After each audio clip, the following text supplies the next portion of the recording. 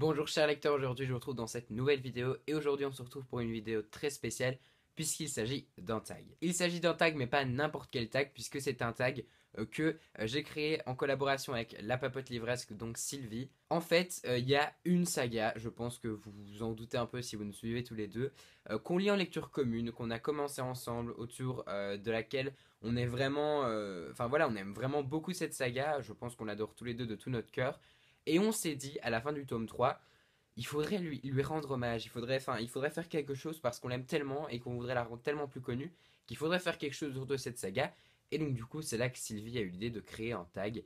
Et donc du coup, bah moi je l'ai suivi. On a créé un tag autour de la saga en question, même si je pense que vous avez très vite deviné de quoi il s'agit. Et bien il s'agit en fait tout simplement de la saga Sauveur et Fils de Marion Muraille, publiée chez l'École des Loisirs. Alors cette vidéo là est aussi quelque part en partenariat avec l'École des Loisirs puisque même si on n'est pas payé pour faire cette vidéo là, même si ils nous ont pas demandé de la faire, vous allez le voir à la fin de la vidéo, ils nous ont quand même apporté quelques petites choses et quelques petites choses assez sympathiques pour cette vidéo aussi. Le principe du tag est simple, on a choisi 10 personnages de toute la saga auquel on a associé une consigne. Donc une consigne sous la forme de un livre qui, ou un livre que, ou un livre dont, enfin quelque chose comme ça.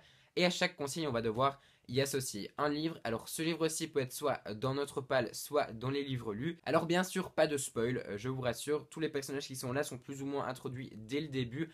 Et on vous rassure, on va pas vous spoiler, que ce soit moi ou la papote, non. Pas de spoil dans cette vidéo-ci. Avant de passer au tag, j'aimerais vous signaler que à l'heure où vous voyez cette vidéo-ci, une vidéo est aussi en ligne sur la chaîne de Sylvie puisqu'on a posté tous les deux notre vidéo en même temps. Donc je vous mets bien sûr évidemment le lien dans la barre d'infos, donc n'hésitez pas à aller voir aussi sa vidéo. Du coup, avant qu'on passe aux questions, je vais vous faire un rapide petit résumé de la saga Sauveur et Fils pour resituer un peu le bazar. Dans Sauveur et Fils, on suit Sauveur, donc là je vais vous montrer le premier tome, donc on suit Sauveur qui est un psychologue clinicien qui vit seul avec son fils et qui enchaîne les patients sur toute la semaine. C'est quelqu'un de très dévoué pour son métier, il a tout type de cas, tout type d'âge, tout type de personnalité dans son métier. Et du coup, on va suivre un peu sa vie de psychologue, mais aussi de papa, puisque à côté de tous ses clients qui prennent quand même une place assez énorme dans sa vie, il y a aussi un fils de 9 ans à élever, et vous allez voir que ce n'est pas chose facile. Du coup, maintenant, on va entrer dans le vif du sujet, puisqu'on va passer aux 10 questions.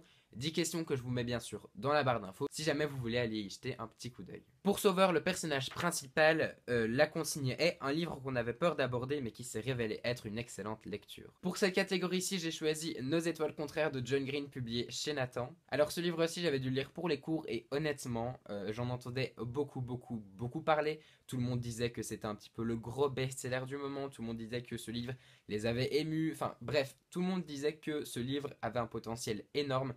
Et moi, du coup, j'abordais ce livre de manière totalement...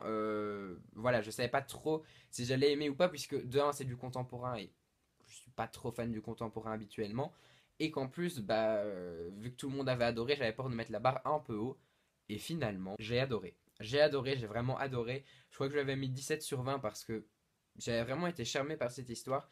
Et donc, du coup, même si effectivement on en parle beaucoup, je vous le conseille vraiment parce qu'il est juste super. Pour Lazare, qui est donc le fils de Sauveur, qui a donc une dizaine d'années je crois, il faut choisir un livre qui attise ta curiosité. J'ai choisi un livre qui est dans ma palle, forcément, et il s'agit de Illuminae, le tome 1 de C. Alexander, de Annie Kaufman et Jay Christophe, publié chez Casterman. Alors ça, c'est pas difficile, il attise ma curiosité de par sa forme assez atypique, puisqu'on n'est pas sur un roman assez classique avec des chapitres, etc.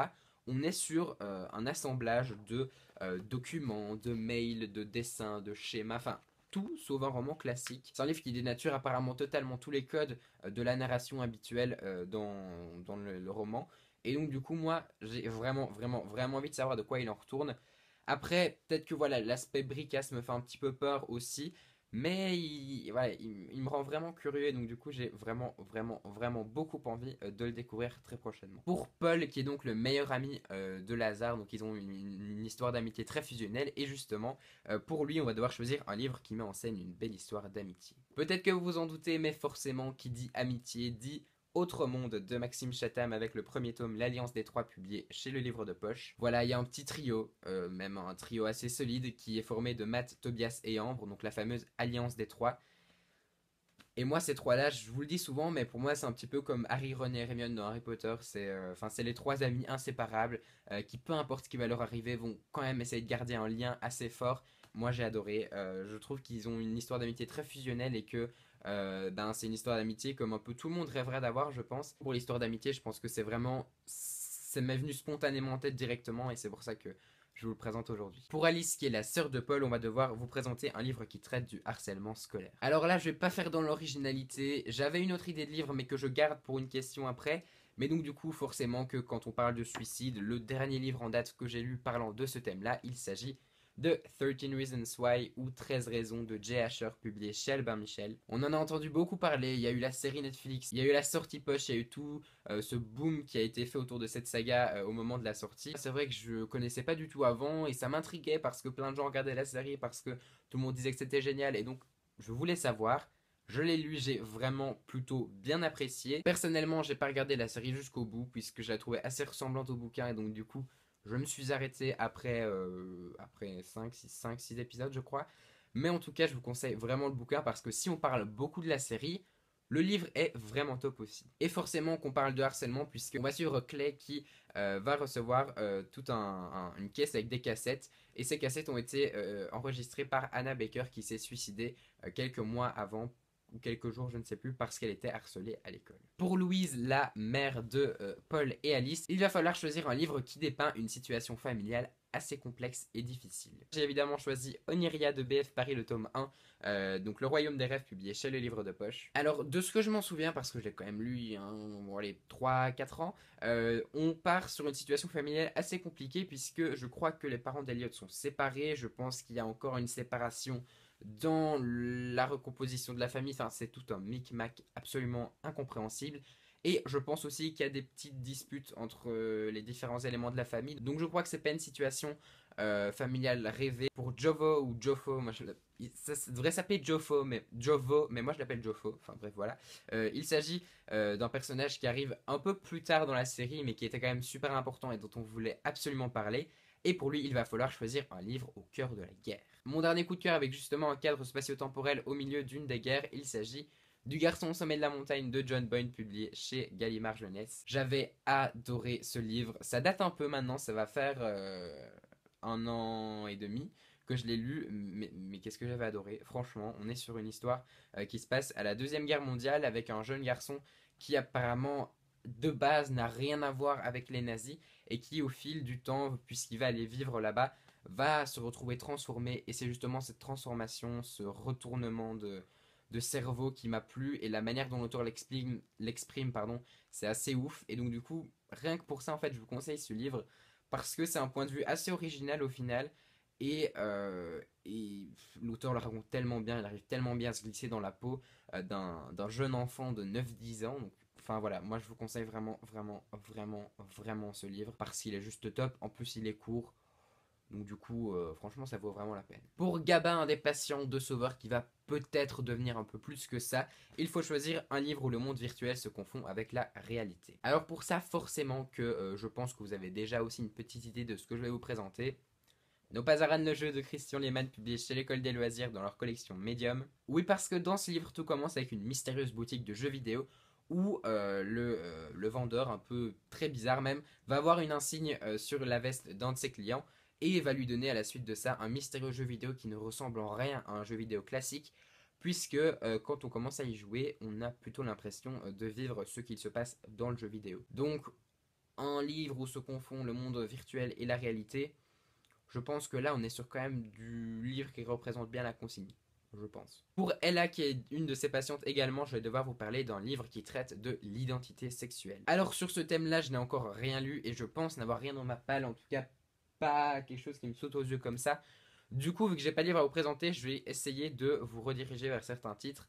Je sais que au niveau de tout ce qui est transsexualité, il y a le livre Celle dont j'ai rêvé, je crois, de Tata Rousseau, qui est sorti chez Pocket Jeunesse, qui a fait un grand bruit à un moment donné.